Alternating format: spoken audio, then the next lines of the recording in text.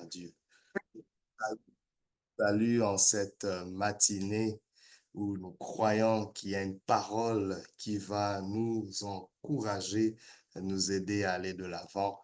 Et ce matin, j'ai le plaisir de partager cette thématique qui dit simplement se donner une deuxième chance. Et oui, se donner une deuxième chance. En ce milieu de l'année, c'est important de prendre le temps de célébrer, de faire une pause et pourquoi ne pas se donner une deuxième chance, n'est-ce pas? C.S. Lewis a dit une chose, vous ne pouvez pas revenir en arrière et changer le début, mais vous pouvez commencer là où vous êtes et changer la fin.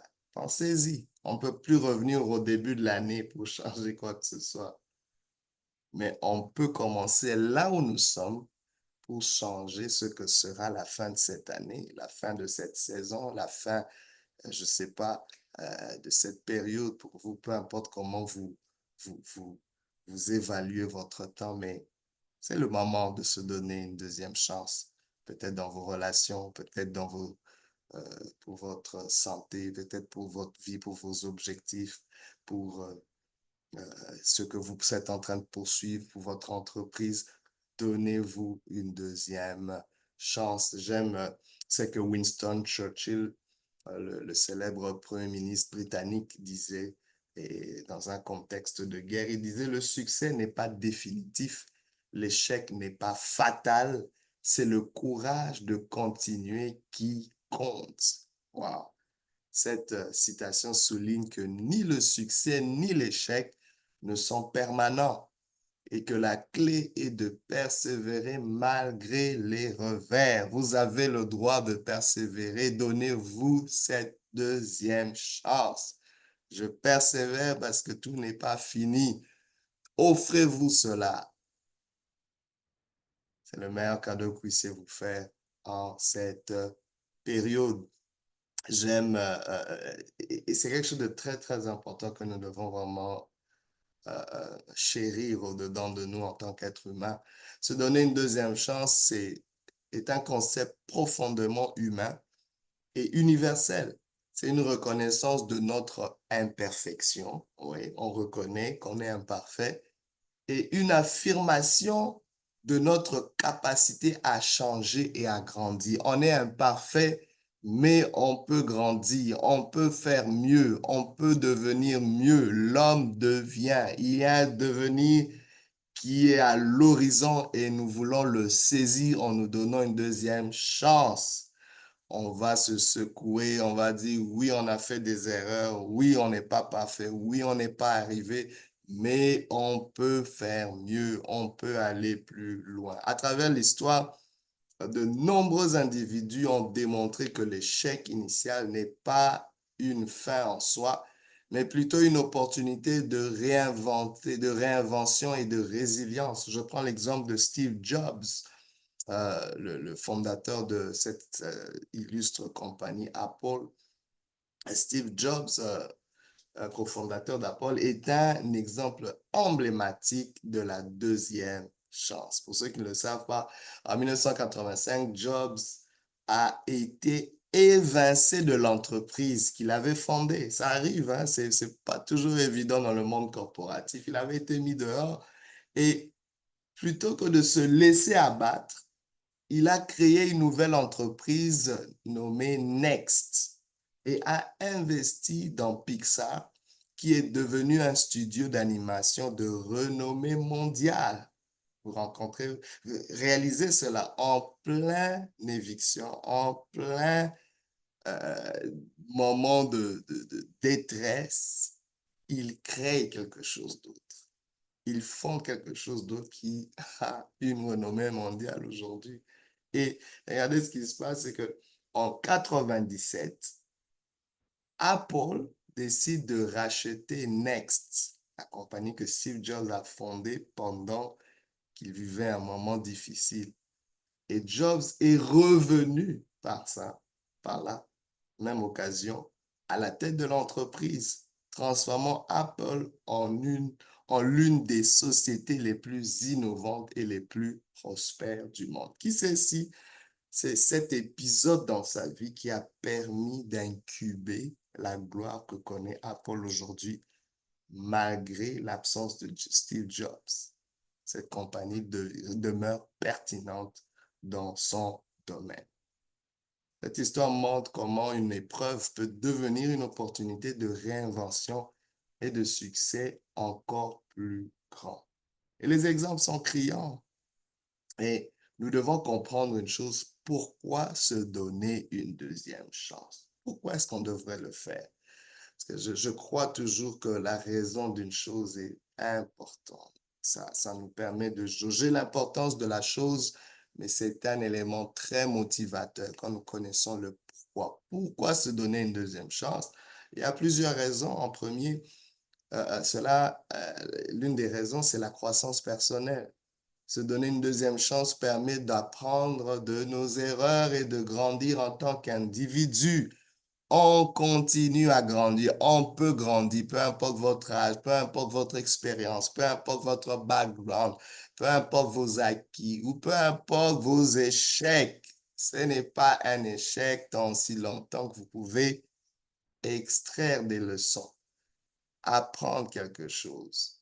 La vie est une école. On sera toujours à l'école tant si longtemps qu'on vit. Si vous voyez la vie comme une école, aucun revers ne va vous laisser sur le tapis, cloué au sol. Deuxième raison, c'est la résilience. Pourquoi se donner une deuxième chance à cause de la résilience? Cela renforce notre capacité à surmonter les obstacles et à persévérer malgré les difficultés. Je me donne une deuxième chance parce que je suis résilient. Troisième raison serait celle de l'opportunité de réussite.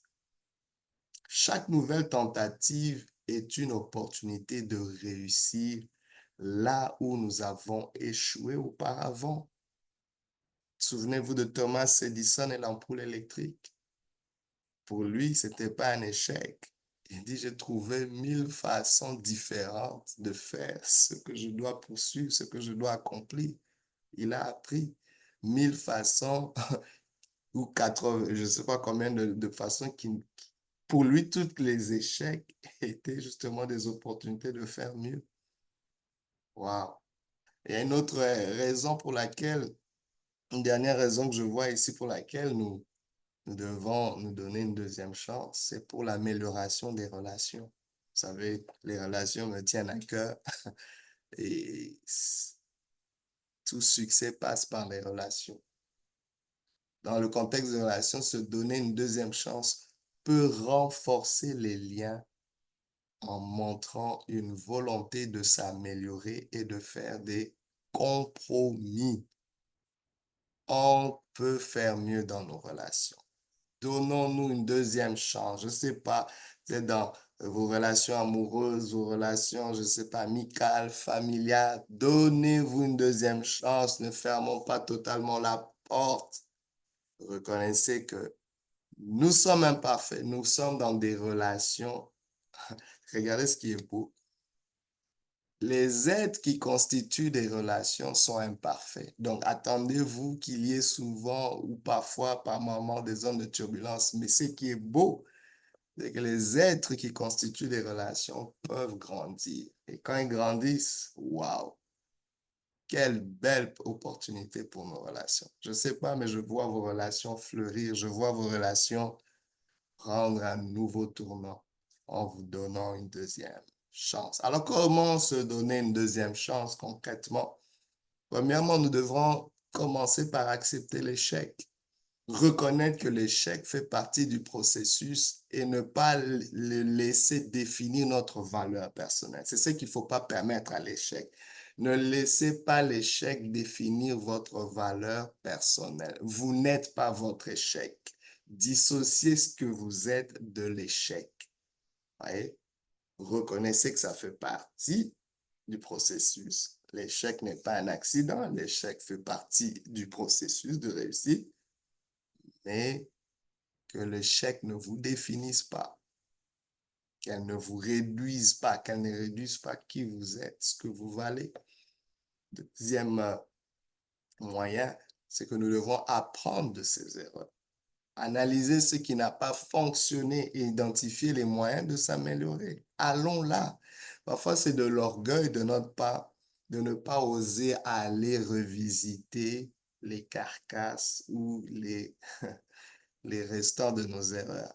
Parfois, d'autres ne veulent pas affronter cela parce que ça te rappelle combien tu as été nul, combien tu n'as pas bien fait les choses. Non, non, non, ne le faisons pas par rapport à nous. Dissocions notre identité. Dit, je l'avoue, j'ai échoué, mais je veux savoir pourquoi, qu'est-ce qui n'a pas marché pour que je puisse faire mieux demain. Troisièmement, on peut se fixer des objectifs réalistes. On peut toujours poursuivre ce qui est surnaturel, exceptionnel, extraordinaire. Mais commençons par ce qui est réaliste. Le point de départ, c'est ce qui est réaliste, c'est ce qui est faisable. C'est pour ça que nous avons ce qu'on appelle les visions SMART. C'est important. Il faut que ça soit réaliste. On peut commencer petit. Il y a quelqu'un qui a dit, voyez grand, mais commencez petit. Voyez grand, voyez loin, mais commencez petit. Définir des objectifs clairs et réalisables pour guider nos efforts. Ça prend ça. C'est ça le point de départ. Et quatrièmement, nous pouvons adopter une attitude positive, rester optimiste et croire en notre capacité à réussir. On doit croire en nous. Je vous dis que n'attendons pas que le monde puisse croire en nous avant de croire en nous. On risque d'attendre longtemps. D'ailleurs, j'aimerais vous dire ceci. L'attitude que vous avez par rapport à vous-même va inspirer les autres à avoir la même attitude vis-à-vis de vous. Je vous le dis, croyez en vous-même, restez optimiste. C'est également demander du soutien.